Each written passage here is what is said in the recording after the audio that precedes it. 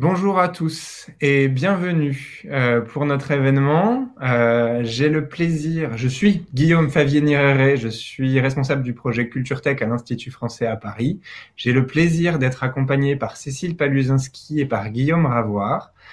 Bienvenue donc à tous pour cette masterclass que nous organisons dans le cadre des festivités du Festival du Livre Audio.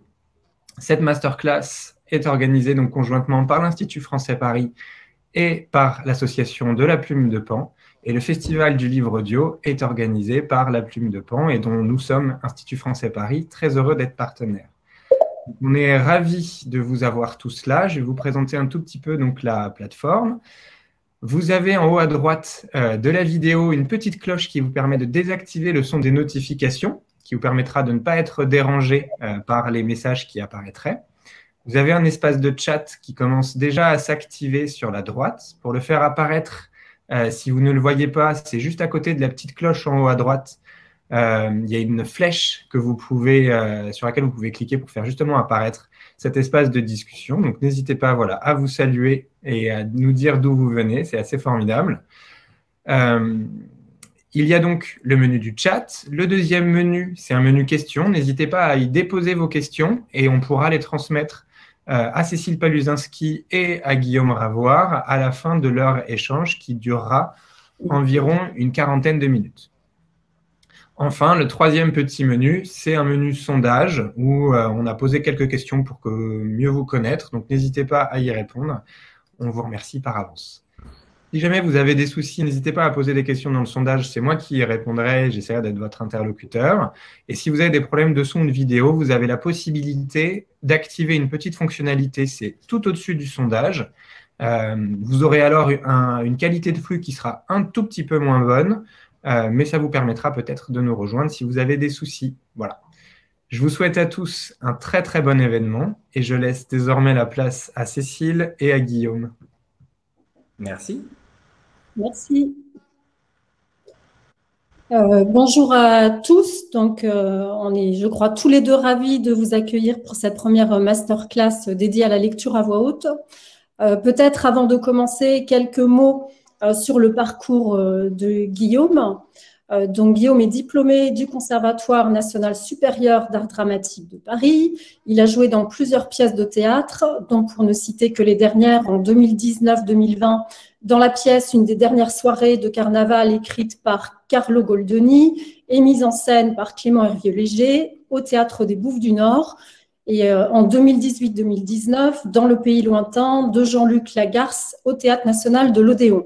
Il a été également assistant metteur en scène aux côtés de Daniel San Pedro, de deux pièces adaptées de textes de Federico García Lorca. Et en tant que lecteur, qui est donc le sujet qui nous intéresse aujourd'hui, il a prêté sa voix à plusieurs livres audio de littérature classique ou contemporaine parus aux éditions Télème.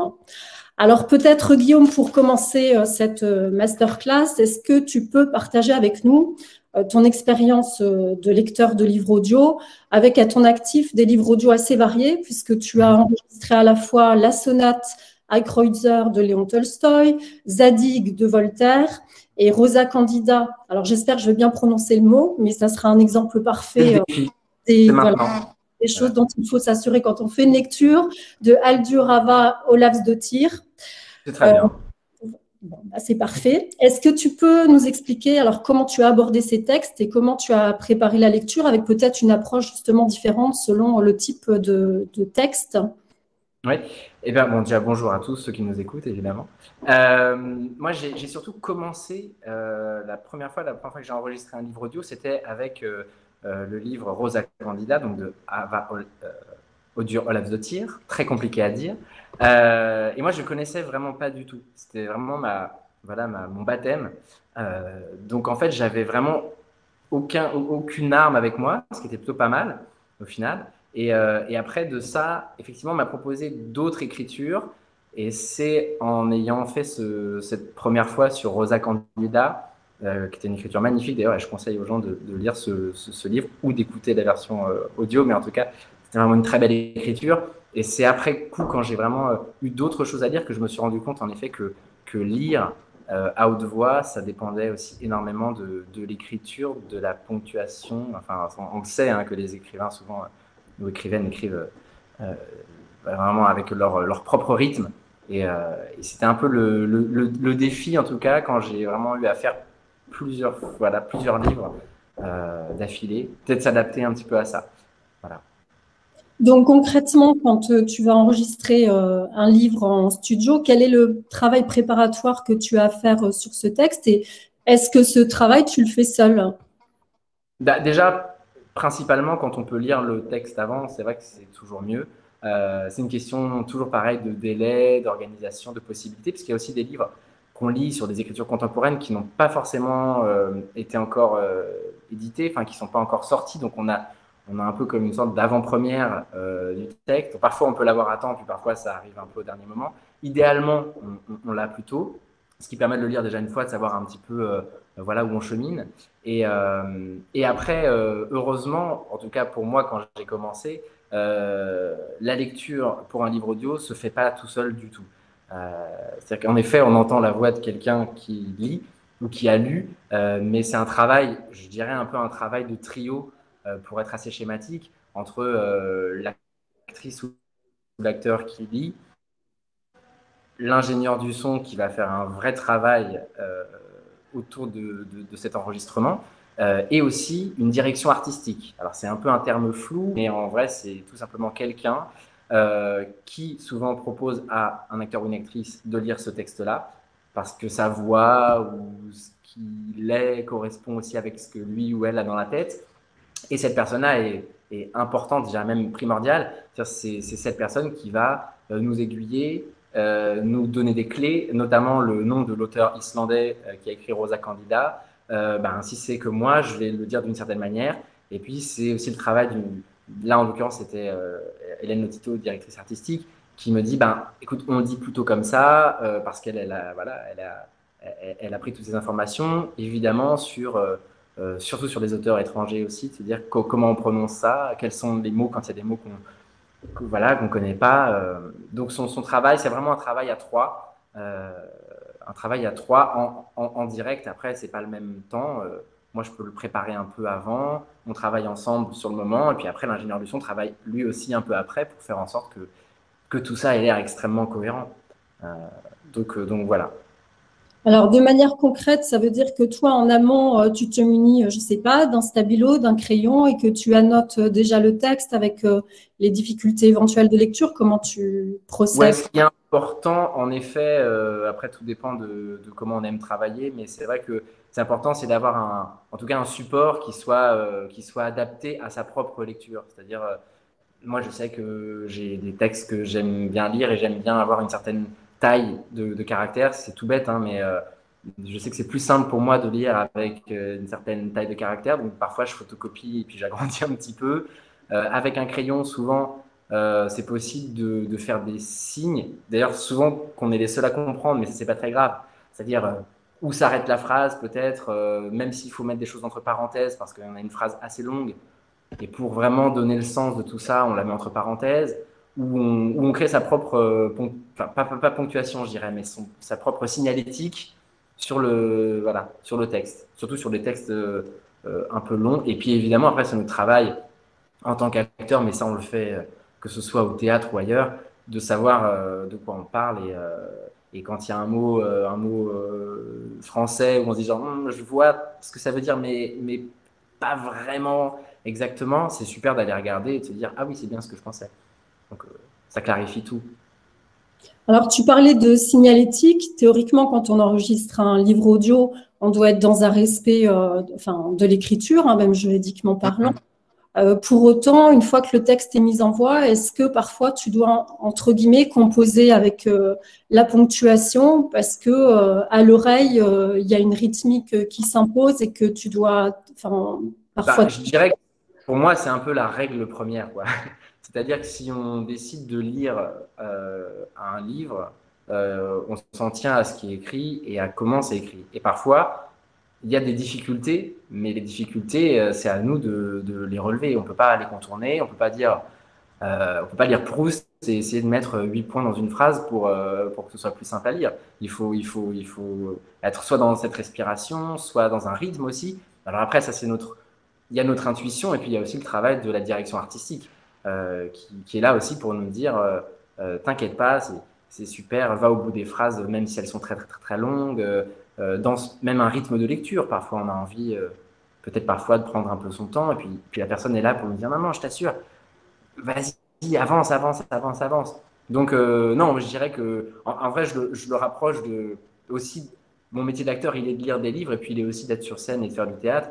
Donc, finalement, c'est à la fois deux choses différentes, mais le tronc commun, pour moi, en tout cas, évidemment, c'est d'avoir un texte et de se tenir à ce texte-là. Et, et voilà. Et c'est presque une partition musicale, on va dire ça comme ça. C'est-à-dire des longueurs de phrases, des points, des virgules, des points-virgules, des guillemets, des parenthèses, des crochets. C'est pas pareil. Donc il faut essayer de donner les nuances de ça. Et j'espère qu'on y arrive. En tout cas, c'est un objectif à atteindre. Voilà. Alors, je vais peut-être revenir sur deux points que tu as évoqués. D'abord, ton travail de comédien. En quoi est-ce que la lecture dans un studio d'enregistrement, c'est très différent d'une lecture sur scène? Ah ouais, les paramètres sont vraiment pas du tout les mêmes, hein. Déjà, il y a un paramètre purement technique qui est lié, en tout cas quand on enregistre dans un studio, à un système d'enregistrement, à un micro, à voilà, un rapport à cet instrument-là, on va dire technologique, quoi, technique, qui est pas du tout pareil. Ce qui permet d'autres choses. C'est-à-dire, c'est aussi formidable de se dire que quand on est à 3 cm d'un micro, on peut faire entendre presque une respiration ou voilà, des choses vraiment ténues, ce qui est évidemment pas vraiment trop le cas sur scène. Et puis il y a la dimension, encore une fois, je dirais, du temps. C'est-à-dire que quand on lit sur scène, et ben, comme au théâtre, on est face aux gens en direct. Et en effet, ce qu'on lit est entendu et on ne reviendra jamais dessus. La différence avec le studio, je pourrais faire un petit parallèle. C'est un peu comme jouer une pièce de théâtre et tourner au cinéma. C'est-à-dire que on fait le même métier, mais on sait dans un métier qu'il il faut être au moment T. Voilà, on ne reviendra jamais sur ce qu'on a fait. Et puis, de l'autre côté, on sait que ça ne dépend pas que de nous, qu'il y a des gens aussi, des artistes, des gens dont c'est le métier, des techniciens, des créateurs, de prendre cette matière-là et puis d'en faire avec nous quelque chose d'autre. Donc, on peut évidemment s'arrêter, on peut reprendre, on peut modifier, on peut changer. Et c'est ces choses bout à bout qui ensuite, liées et travaillées, font un livre audio. Mais en tout cas, on ne lit pas un livre audio de la première page à la dernière voilà, en un seul moment et hop, c'est dans la boîte. C'est vraiment un travail. D'ailleurs, souvent, ça prend plusieurs jours. Enfin, voilà, lire un livre audio, c'est démultiplier le temps de lecture d'un livre. Donc, parfois, il y a un livre se lit en 10 heures, je ne sais pas, quand on est dans son livre, dans son salon. Et on sait que pour l'enregistrer, il va nous falloir peut-être le double parce que ça prend du temps. Donc, c'est là où je dirais qu'il y a une vraie, vraie, vraie différence. Voilà. Alors, tu as souligné aussi l'importance de la direction artistique. Ouais. Si tu veux bien, on va peut-être mettre en œuvre un exercice. Ok. Sachant qu'on voit qu'aujourd'hui, on a des éditeurs qui ont plutôt un parti pris artistique de dire que la lecture, ça doit être une lecture relativement neutre, et à contrario, d'autres qui poussent vers une lecture qui serait plus interprétée, avec dans certains cas même l'intégration de virgules musicales et un petit peu en scène sonore. Ouais, ouais. Tu as proposé, toi, de retenir un extrait du prologue du livre Petit Pays de Gaël. Alors, c'est intéressant parce que ce livre, en plus, a été enregistré en livre audio chez Audiolib et lu par l'auteur. D'accord. Moi, je vais te proposer peut-être d'abord d'en faire une lecture, justement avec ce parti pris de dire que la lecture se doit d'être neutre. Et puis, on fera autre chose juste après. D'accord, très bien, avec plaisir. J'ai du coup installé, ça prend vraiment quelques secondes, un tout petit système qui est… On vous fait patienter juste une petite seconde, simplement pour que le son vous soit plus agréable à l'oreille. Exactement. Et je reviens vers vous.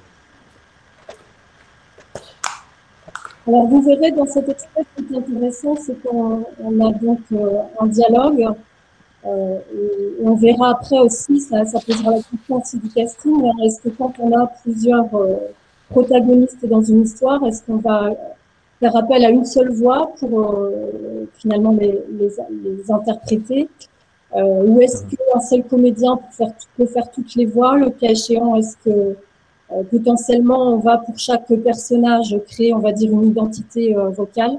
Donc ça, on en parlera ensuite avec Guillaume. Et donc Guillaume, je te laisse voilà, faire cette première proposition de lecture neutre. Très bien, avec plaisir. Je me connecte juste sur le logiciel qui me permettra de l'enregistrer, puisque ce texte sera travaillé et retravaillé par Olivier Gangloff qui fera la masterclass la semaine prochaine, je crois. Donc voilà, ça me permet de lui donner ça.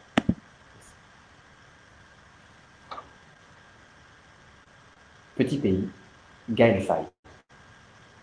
Prologue. Je ne sais vraiment pas comment cette histoire a commencé.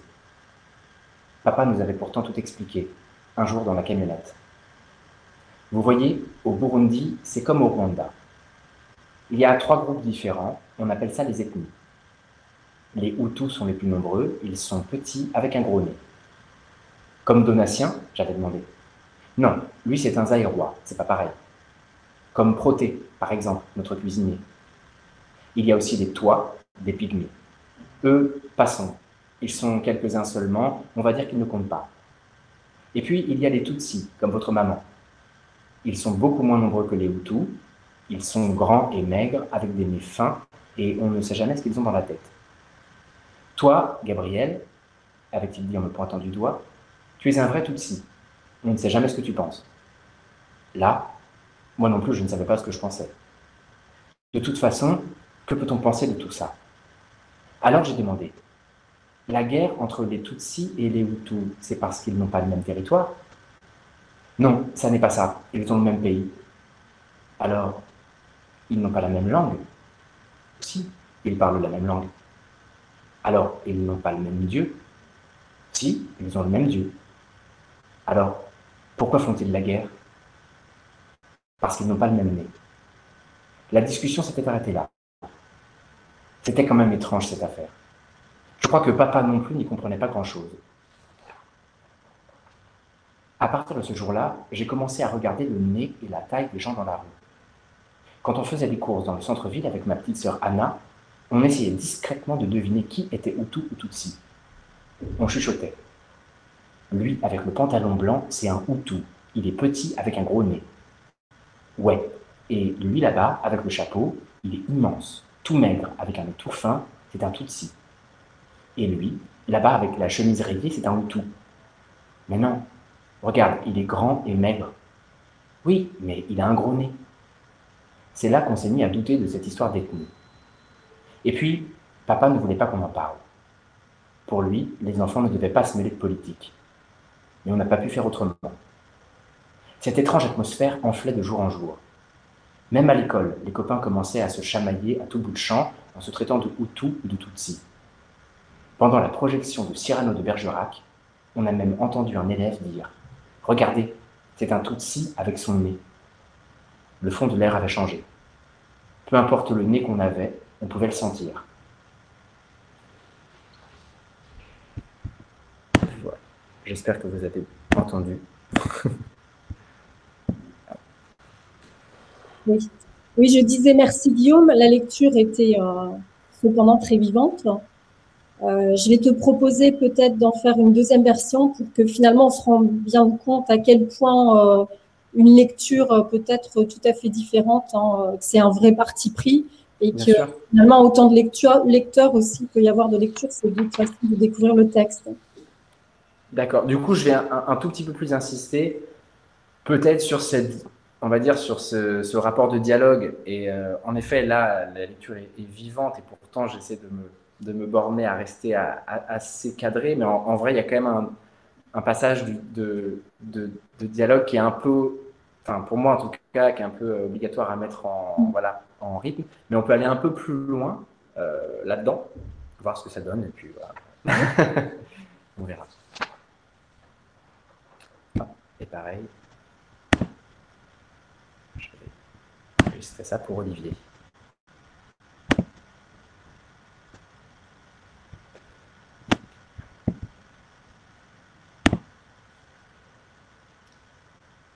Petit pays, Gaël Faye. Prologue. Je ne savais vraiment pas comment cette histoire a commencé. Papa nous avait pourtant tout expliqué un jour dans la camionnette. Vous voyez, au Burundi, c'est comme au Rwanda. Il y a 3 groupes différents. On appelle ça les ethnies. Les Hutus sont les plus nombreux. Ils sont petits avec un gros nez. Comme Donatien, j'avais demandé. Mais non, lui, c'est un Zaïrois, c'est pas pareil.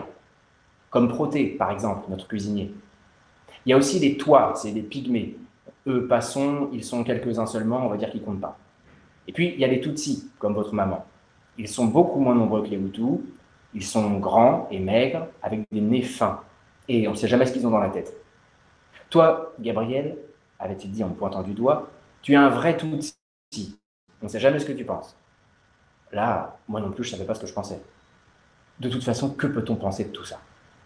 Alors j'ai demandé, la guerre entre les Tutsis et les Hutus, c'est parce qu'ils n'ont pas le même territoire? Non, c'est pas ça, ils ont le même pays. Alors, ils n'ont pas la même langue? Si, ils ont la même langue. Alors, ils n'ont pas le même Dieu? Si, ils ont le même Dieu. Alors, pourquoi se font-ils la guerre? Parce qu'ils n'ont pas le même nez. La discussion s'était arrêtée là. C'était quand même étrange, cette affaire. Je crois que papa non plus ne comprenait pas grand-chose. À partir de ce moment-là, j'ai commencé à regarder le nez et la taille des gens dans la rue. Quand on faisait des courses dans le centre-ville avec ma petite sœur Anna, on essayait discrètement de deviner qui était Hutu ou Tutsi. On chuchotait. Lui, avec le pantalon blanc, c'est un Hutu. Il est petit, avec un gros nez. Ouais, et là-bas, avec le chapeau, il est immense, tout maigre, avec un nez tout fin, c'est un Tutsi. Et lui, là-bas, avec la chemise rayée, c'est un Hutu. Bah, non, regarde, il est grand et maigre. Oui, mais il a un gros nez. C'est là qu'on s'est mis à douter de cette histoire d'ethnie. Et puis, papa ne voulait pas qu'on en parle. Pour lui, les enfants ne devaient pas se mêler de politique. Mais on n'a pas pu faire autrement. Cette étrange atmosphère enflait de jour en jour. Même à l'école, les copains commençaient à se chamailler à tout bout de champ en se traitant de Hutu et de Tutsi. Pendant la projection de Cyrano de Bergerac, on a même entendu un élève dire « Regardez, c'est un Tutsi avec son nez !» Le fond de l'air avait changé. Peu importe le nez qu'on avait, on pouvait le sentir.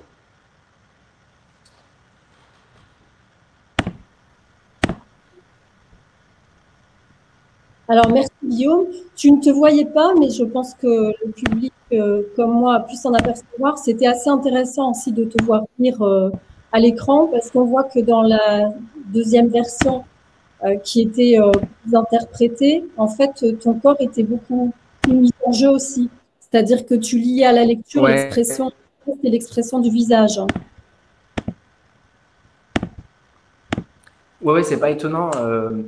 Est-ce que du coup, vous m'entendez bien juste pour savoir, parce que comme j'ai pianoté sur des boutons. Ok, très bien. Oui, c'est pas étonnant, je pense, parce qu'en fait, sans m'en rendre compte, évidemment, je pense que quand on commence à donner un tout petit peu plus, souvent on dit ça, on dit un peu donner corps, un peu donner corps au texte. Et je pense qu'en effet, pour donner un peu des valeurs d'impulsion différentes, d'énergie aussi, parce que là, en l'occurrence, bon, Petit Pays, c'est un texte qui est vu par le prisme d'un enfant jeune. Donc c'est vrai qu'on a aussi un tout petit peu envie de coller à cette énergie. Alors après, ce qui est intéressant, c'est que là, en faisant, on va dire, un peu plus, ou en engageant un petit peu plus, il y a aussi des choses qui passent un peu à la trappe. Et ça, c'est très intéressant quand justement il y a un directeur artistique de dire, bah, c'est très bien, mais par exemple, sur une phrase, ça va un petit peu vite. Ou alors tout à coup, on a fait ce qu'on appelle des élisions. Au lieu de dire je ne vais pas y aller, on dit je ne vais pas y aller. Et selon les textes qu'on lit et selon surtout ce qu'on a envie de donner avec un texte, parfois il faut respecter l'écriture vraiment à proprement parler. Et puis parfois on se dit non, c'est très très bien quand ça file.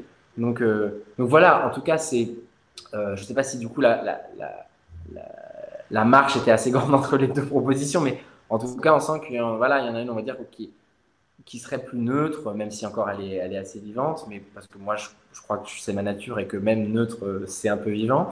Et l'autre, voilà, il y a peut-être plus de rythme et plus de choses, mais c'est un vrai choix à faire en direction artistique. Moi, en tant qu'acteur, je ne saurais pas dire de moi-même ce qu'il est bon de faire. Enfin, voilà. Après, mon travail, c'est de pouvoir essayer de faire les deux, voire plus sur ce texte-là ou sur un autre, quoi.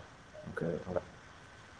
Alors peut-être un point aussi qui est important à rappeler, c'est que quand on enregistre un livre audio en studio, ce sont des heures et des heures de lecture qu'on enchaîne. Alors on essaie normalement de ne pas dépasser 4 heures dans la journée parce que je pense que tout le monde comprend que c'est presque de l'ordre de la performance. Mais d'un point de vue de la lecture en tant que telle, est-ce qu'avant d'entrer en studio, tu fais des exercices particuliers s'agissant de l'articulation, la gestion du souffle? Est-ce que tu peux peut-être partager avec nous des astuces ou des exercices que tu pratiques et qui vont faciliter ensuite la lecture en studio? Oui, bah, à vrai dire, c'est ça qui est intéressant, c'est qu'il y a autant de techniques ou de petits exercices que de gens qui vont lire, je pense. Moi, c'est sûr que j'ambitionne pas de rentrer en studio voilà, comme j'arrive. Alors peut-être ça paraîtra un peu fou, mais c'est vrai que moi j'aime bien faire des petites choses comme ça de bouche, parce que c'est important pour moi voilà, d'être un petit peu plus musclé que au quotidien quand je parle là. Donc ça, c'est des choses que je fais par exemple sur le trajet, ce qui du coup peut paraître complètement... Si un jour vous voyez quelqu'un dans la rue qui fait des trucs bizarres avec sa bouche, il va peut-être enregistrer un livre audio. Mais voilà, c'est des choses que j'aime bien faire moi, c'est de faire des choses un petit peu comme ça. Alors, c'est un peu grotesque à voir, mais ouais, je le fais. Évidemment, de l'eau, ce que je vais faire d'ailleurs dès maintenant, parce que voilà, éviter de boire du café avant d'enregistrer ou autre boisson que de l'eau, ou de manger des choses, voilà, je sais pas, une barre de céréales 3 minutes avant, c'est pas une très bonne idée. Après, le souffle, c'est important aussi. En effet, bon, là, évidemment, c'est un peu en accéléré ce qu'on fait là. Quand on rentre en studio, on a un peu plus le temps. Déjà, le temps d'échanger sur le texte. Et puis après, ça vient un petit peu, je dirais, naturellement. Mais en effet, il faut être dans une position. Moi, là, je suis assis dans une position qui me va bien, qui n'est pas forcément d'ailleurs la seule position idéale, hein. Il y a des gens qui aiment bien enregistrer debout, qui peuvent et qui ont envie de ça. Moi, c'est pas trop le cas, mais parce que ça ne m'empêche pas de respirer bien. Mais voilà, il faut être, j'imagine, assez détendu. Il faut avoir voilà, la bouche, en tout cas, assez musclée. C'est pas très compliqué, hein, mais je pense que c'est important de bien faire entendre ça. Et la chose, évidemment, dont on ne se rend pas compte là, c'est que là, j'ai un casque dans lequel j'entends ce que j'enregistre, donc ce qui est un peu schizophrénique, mais en tout cas, j'entends ça. Et donc, je peux vraiment me rendre compte. C'est pour ça aussi que tu parlais du fait de lire pendant 4 heures dans une journée. On se dit, oh, bah, ça va, 4 heures dans une journée. Mais en vrai, c'est 4 heures de lecture, d'attention, d'écoute aussi, parce qu'on sent très bien les petites phrases où c'était pas très clair, ou même tout à coup, il y a des consonnes aussi qui sont difficiles à passer. Parfois, on ne sait pas pourquoi, et puis on est un peu moins mobilisé, et les P, les M, les B, ça devient un peu plus flou. Donc ouais, ça demande pas mal d'attention. Après, en effet, les exercices, bon, je pense que on peut vraiment en faire à sa sauce, mais si j'avais juste un petit conseil à donner, c'est ça. C'est de se mobiliser un petit peu. On peut même lire le texte assez articulé, le mâcher un petit peu plus et commencer vraiment à s'entraîner avec la matière du texte. Comme ça, on voit déjà ce qu'on peut faire pour se réveiller. C'est important d'être réveillé. Comme j'ai indiqué juste avant, Petit Pays, en fait, a été lu par l'auteur lui-même. Alors, on le comprend parce que c'est aussi un roman autobiographique, hein, mais néanmoins, le parti pris aurait pu être aussi de faire appel à un comédien. Après, sur le casting, il y a beaucoup de questions qui peuvent se poser, et notamment, est-ce que quand on a un personnage principal qui est un homme, est-ce que forcément on va faire appel à un comédien homme, ou est-ce qu'on va créer une certaine distance par rapport au texte en recourant à une femme? Alors, je vais te proposer, parce que c'est un extrait aussi que tu as choisi, donc des Impatientes de Djaïlia Madou Amal, de nous en lire un extrait. Très bien. Et je refais ma petite manipulation comme tout à l'heure. Oui.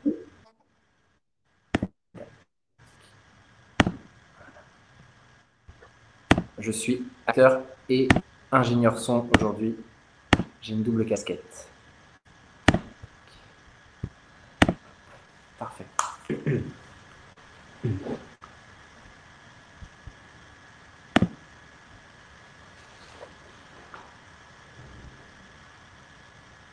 Les impatientes. Djali Amadou Ahmad. 2. Pendant tout le trajet, selon le rituel, des cris de joie m'accompagnent. La luxueuse Mercedes noire, dans laquelle je suis assise, avance en tête, suivie de dizaines d'autres, toutes sirènes hurlantes. Le cortège fait le tour de la ville avant de s'engouffrer dans une magnifique concession, scintillant de lumière multicolore. Les sons des tam-tams, les chants des griots mêlés aux youyou des femmes et des enfants surexcités créent une incroyable cacophonie. 1 heure plus tard, ma coépouse vient me souhaiter la bienvenue. Sous mon voile, je la dévisage. Contrairement à ce que je m'étais imaginé, elle n'est pas âgée. C'est une femme à la trentaine épanouie, d'une grande beauté.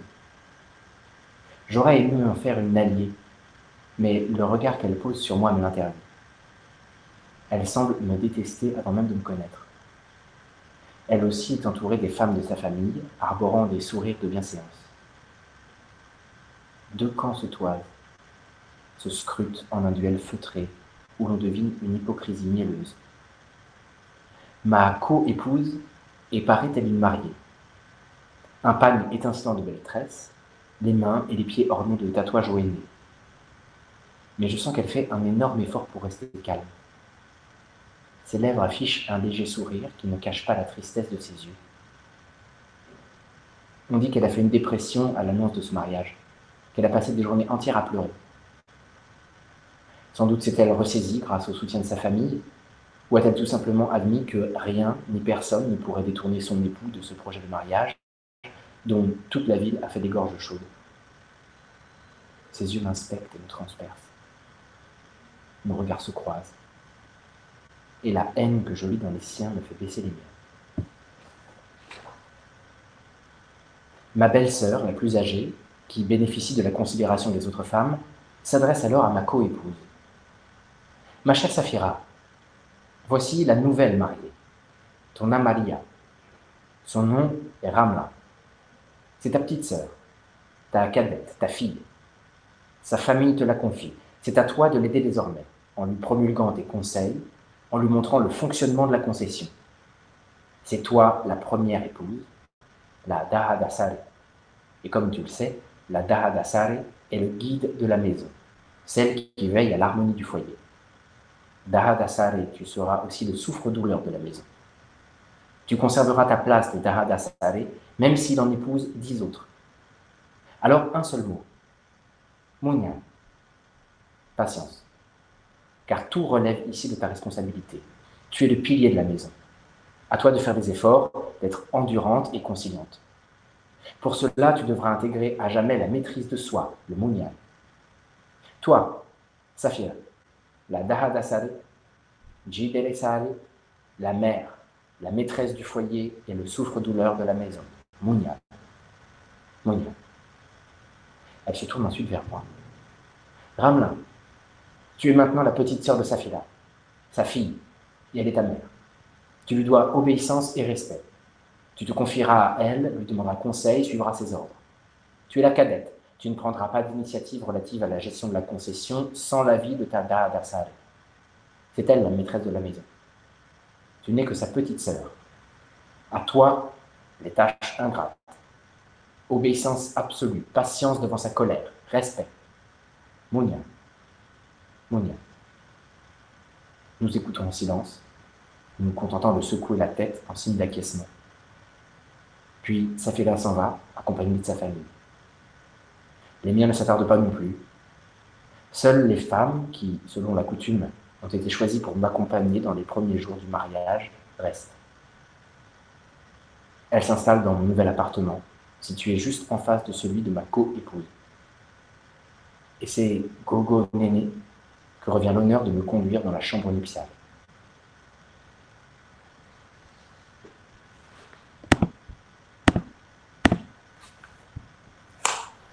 Alors, merci Guillaume. Je vais peut-être prendre que tu as mis ton micro. Voilà. Je vais juste... Pardon. faire mes petits changements, comme ça je t'entendrai. Oui.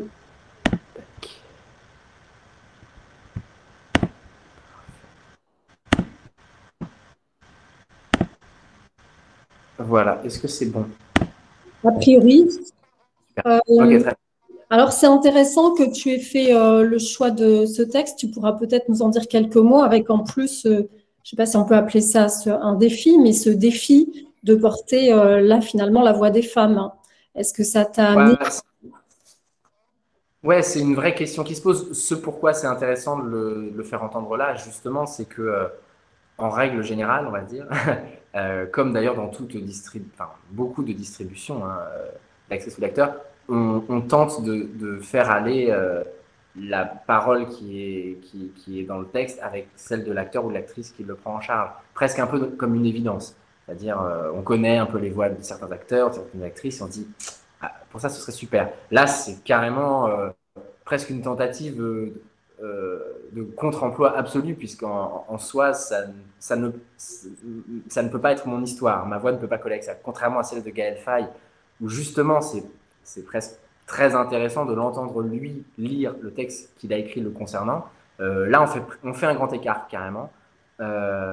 Et donc se pose cette question-là. Là, on le fait pour l'exercice et c'est super, mais se pose quand même la question de savoir si, in fine, on peut aussi proposer voilà, à des acteurs de lire un texte dont la voix est une voix de femme. Est-ce qu'on peut faire aussi l'inverse? Ce qui serait super, ça permettrait aux actrices de lire aussi des choses voilà, qui sont éloignées d'elles. Et je trouve ça intéressant. Et le fait, finalement, on est des porteurs d'histoire, on n'est pas plus que ça. Donc voilà, il faut se poser la question. Mais ça appartient à ceux qui font des livres et de ce qu'ils veulent en faire. Mais en tout cas, ça pourrait être intéressant à tester.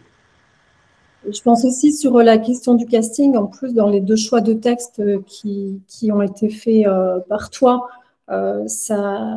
ça s'est sans doute posé. Enfin, il y a une réponse pour le premier texte. C'est est-ce que faire appel aussi à un comédien qui a un accent, qui est l'accent lié en fait au lieu où se déroule l'histoire, c'est un choix aussi qui peut être fait. Bien sûr. Bah après, il y a pas du tout justement de jugement de valeur là-dedans. C'est-à-dire que ce qui est super, c'est de se dire que potentiellement, je peux lire ça, et puis on peut aussi tout à fait le faire lire à une femme, actrice, presque originaire de là où ça se passe, et puis pour voir si justement, ne serait-ce que dans l'authenticité et le crédit aussi qu'on accorde à cette histoire, parce qu'il y a aussi ce degré qui est important dans les histoires qu'on écoute, c'est qu'on aime bien y croire.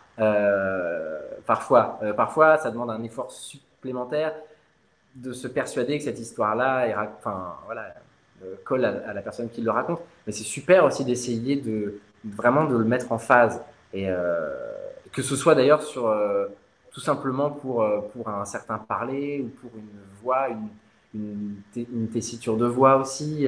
Et puis, en effet, après, c'est pas du tout un texte compliqué pour ça, mais il y a des textes qui ont beaucoup on va dire, de mots étrangers qui sont conservés volontairement. Ça, c'est magnifique. Et c'est absolument génial quand la personne qui le lit est capable, ce qui est certainement pas mon cas sur ça, parce que je n'ai pas de directeur artistique là. Mais voilà, c'est une sorte d'intuition qui est la mienne, qui est certainement pas forcément la bonne, mais se dire que peut-être quelqu'un maîtrise ça à merveille. Et c'est encore plus beau d'entendre ça. Puis il n'y a rien de plus beau que les langues différentes, quoi.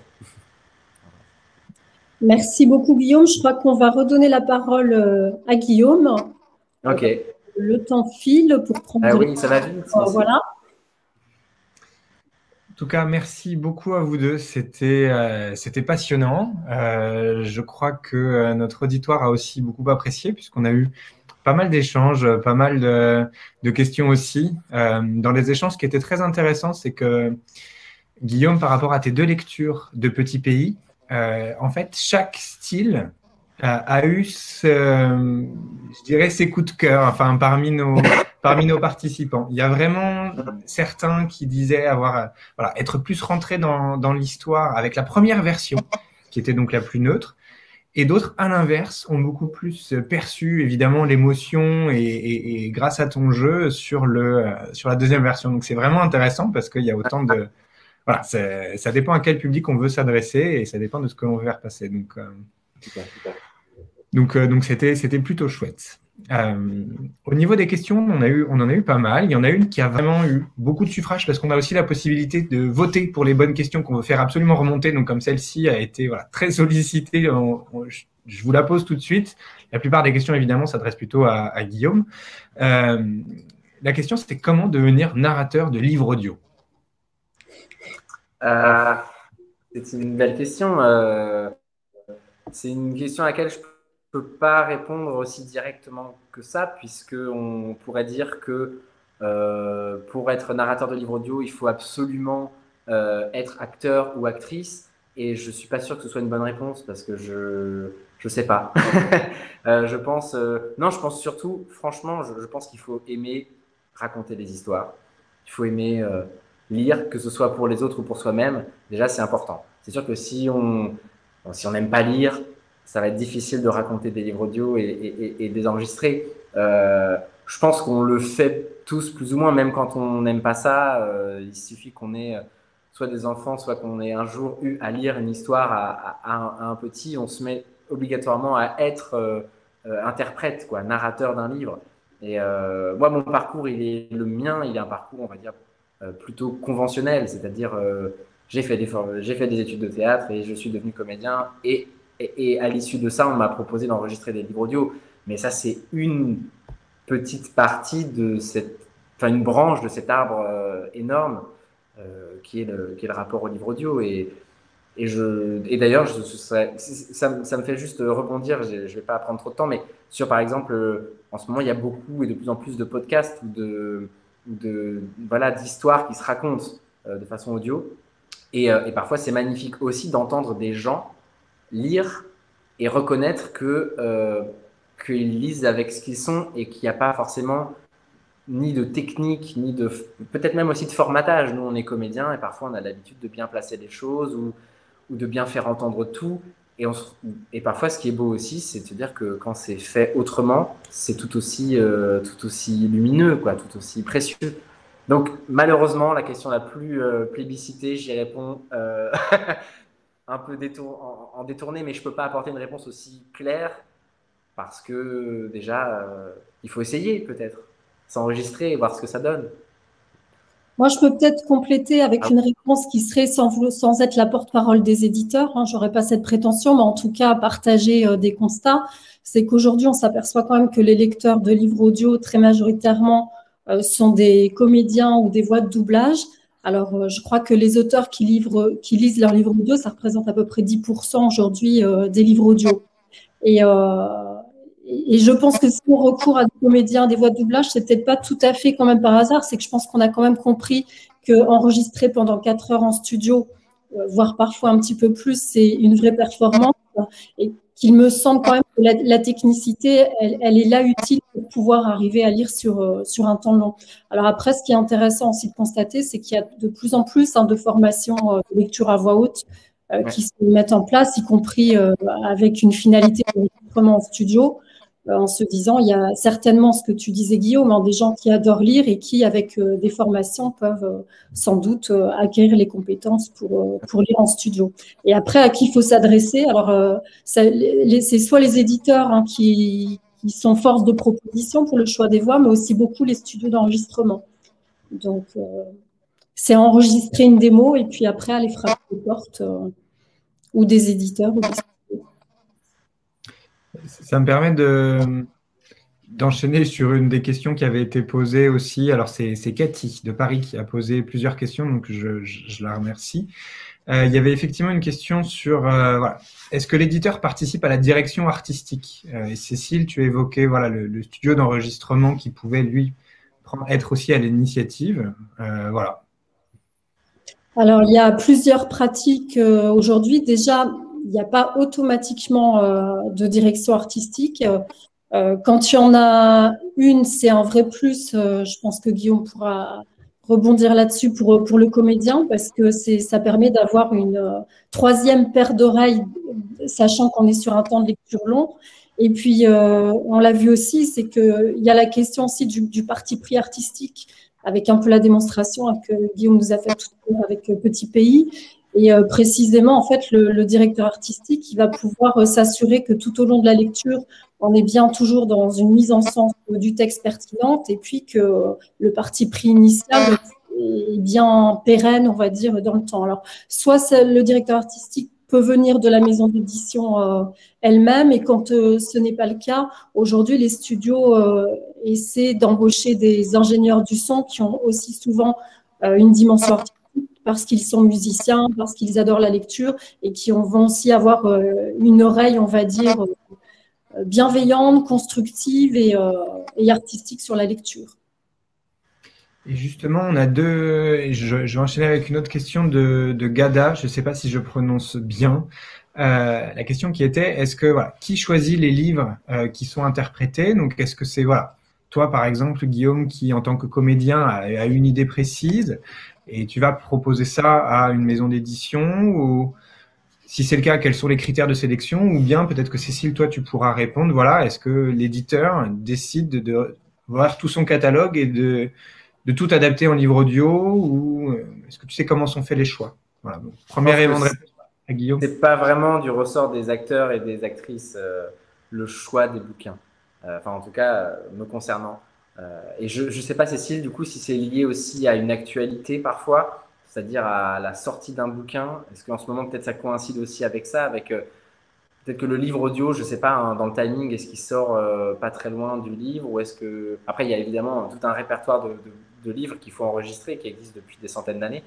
Mais en tout cas, me concernant, j'ai pas mon mot à dire sur le choix. Alors moi, je vais faire une réponse en fait très pragmatique. C'est qu'aujourd'hui, on est quand même sur un marché du livre audio qui est en construction et que les éditeurs vont plutôt enregistrer des textes qui ont déjà fait leurs preuves en termes de vente via le format papier.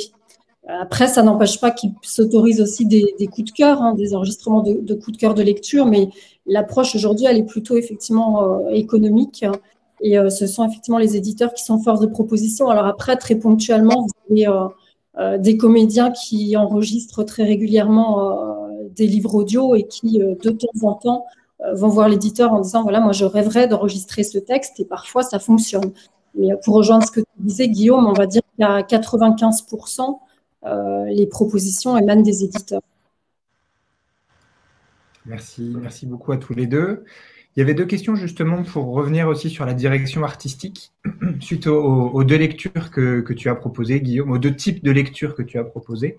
C'est toujours donc ce sont deux questions de Cathy. La première était concernant la lecture neutre. N'y a-t-il pas une crainte qu'on développe un petit peu une lecture robotisée du type Alexa, etc. Est-ce qu'il faudrait pas plutôt inciter la lecture jouée? Alors, un des premiers éléments de réponse, c'est qu'on a vu que pas forcément. chacun avait aussi sa façon de lire qu'il préférait. Donc ça, c'était pour la première question. Voilà, je ne sais pas si vous vouliez éventuellement conseiller. Après, une lecture, on va dire, un peu plus neutre, elle permet aussi aux gens de se projeter parfois et d'y mettre soi-même un peu de son imaginaire. Et quand la lecture est un peu plus, on va dire, dessinée, engagée, parfois ça permet moins ça. On est un peu plus vraiment auditeur de cette lecture. Après, voilà, c'est juste mon point de vue là-dessus, mais je suis très content aussi de voir que ces lectures ne font pas du tout l'unanimité. Je trouve que c'est très très bon signe. C'est super de dire qu'il y a autant de gens qui trouvent ça mieux d'un côté que de l'autre. C'est que finalement, il faut surfer sur cette petite ligne de crête. Et si on avait trouvé la formule magique pour enregistrer tous les livres audio pour plaire à tout le monde, ce serait un peu lassant, quoi, je pense. Ça, c'est sûr. Cécile, tu voulais…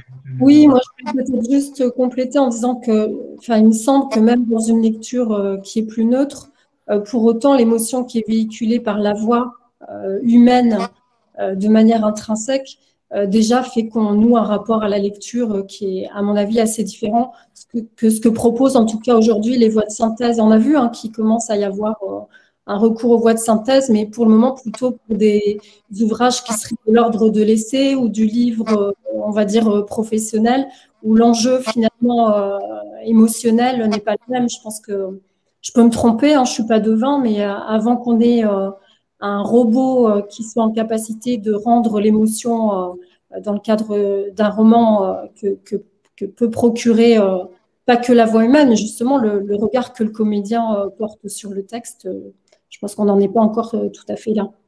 Heureusement. Il y a Cindy dans le chat qui est tout à fait d'accord avec vous sur effectivement qui elle. Donc, elle l'écrit, elle compte produire des livres audio et elle n'imagine pas les faire via un assistant, enfin via les voix d'assistant vocal, quoi. Ça, c'est sûr. Tant qu'on peut, profitons d'avoir des gens. C'est ça, tout à fait. Une dernière question avant d'aborder 2 ou 3 points techniques.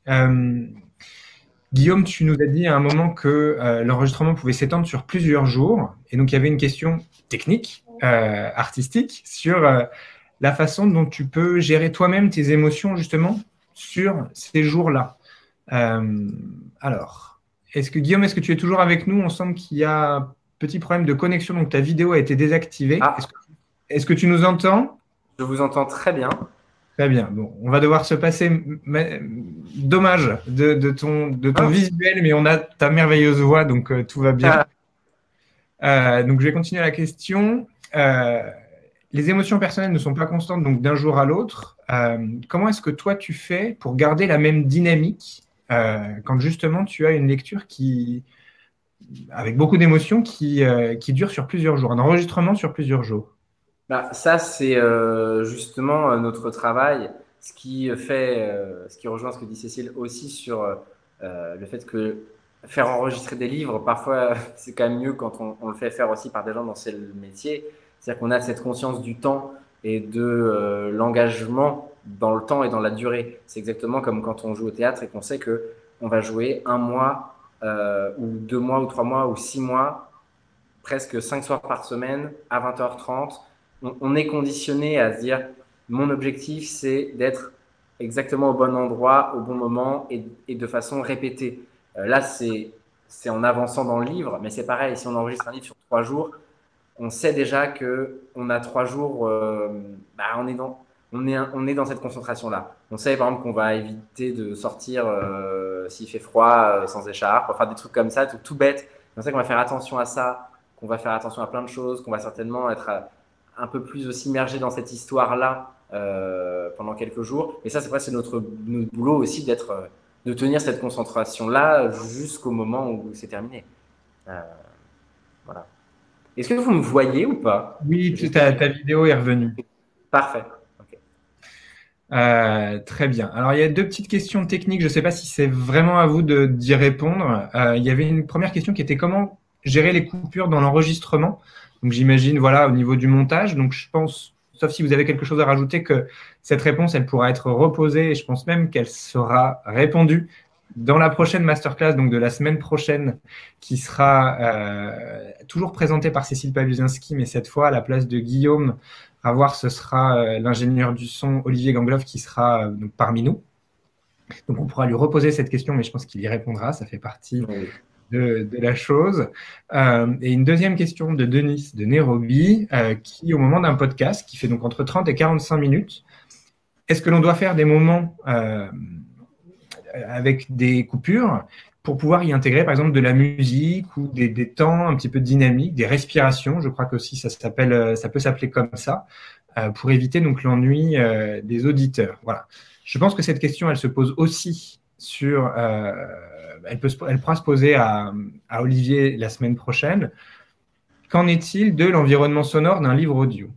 Est-ce que vous en savez un peu? Moi, j'enrichis un petit peu cette question dans le livre audio. Voilà, qu'est-ce qu'il en est Je sais que justement, dans l'exemple de Gaël Faye, l'auteur s'est accompagné d'un musicien pour justement avoir des moments chantés. Voilà. Qu'en dites-vous, vous? Guillaume, tu peux répondre d'abord, puis qu'est-ce que j'en dis? C'est à la fois super de pouvoir avoir, comme avec Gaël Faye, sa voix et son art aussi, lui, d'auteur et de chanteur, parce que quand même, il a cette capacité d'être multiple, et de créer aussi toute une ambiance qui colle en fait à ce qu'on est en train de dire. Je trouve ça assez chouette. Et par ailleurs, moi, j'aime bien aussi écouter des choses qui parfois me laissent la place d'imaginer, de rêver. Alors, c'est vraiment très paradoxal, hein. Je pense qu'on peut avoir des livres audio, enfin, Cécile, tu me diras, mais très chargés, quoi, très composés, avec beaucoup de choses, de sons, de choses qui viennent s'ajouter, ou un univers. C'est évidemment encore plus frappant sur le podcast, je trouve, de créer vraiment tout un univers. Et parfois, avoir juste la voix de quelqu'un qui lit quelque chose, même si cette chose en question pourrait appeler à un enrobage, on va dire, ça me plaît aussi. Donc moi, je suis très mauvais juge pour dire ce qui est bien ou ce qui est pas bien, parce que c'est voilà, c'est deux voix, mais qui sont presque au même endroit, mais qui moi me touchent tout autant, quoi, du moment que c'est fait avec cœur, enfin, et avec cohérence.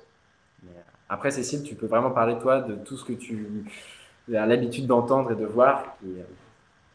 Oui, alors peut-être ce qu'on peut constater aujourd'hui, c'est que s'agissant de la production de livres audio jeunesse, on est effectivement souvent dans une mise en scène sonore qui est importante avec de la musique, du sound design, enfin un vrai travail fait sur ce sujet-là. Peut-être aussi sans doute parce qu'effectivement on est dans une approche du coup peut-être plus immersive dans le livre et puis il y a un enjeu encore une fois, excusez-moi, économique, hein, mais c'est que tout ça, ça a évidemment un coût et que sur un format court de livre jeunesse, c'est plus facilement envisageable que sur du livre adulte. Aujourd'hui, sur la production adulte, on voit on voit s'intégrer des virgules musicales, par exemple, entre les chapitres. Mais par contre, on a beaucoup moins de mise en scène sonore ou de musique.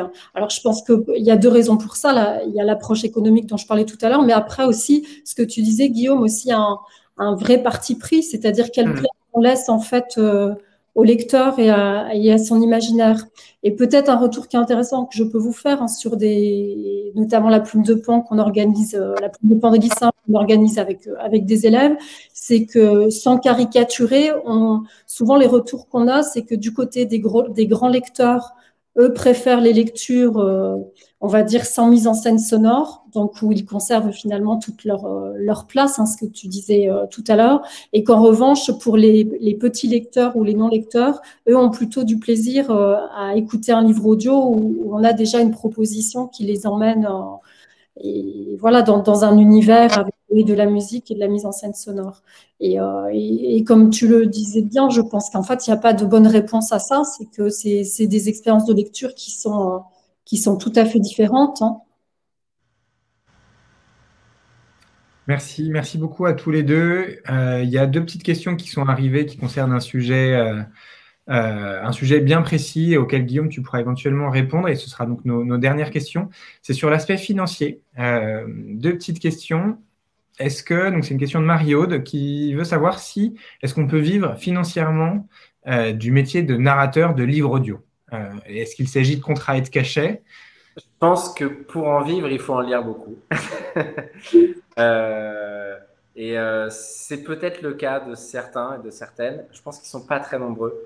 Et notre métier, quand on le réduit à une mono-activité, je pense qu'il perd vraiment de son intérêt.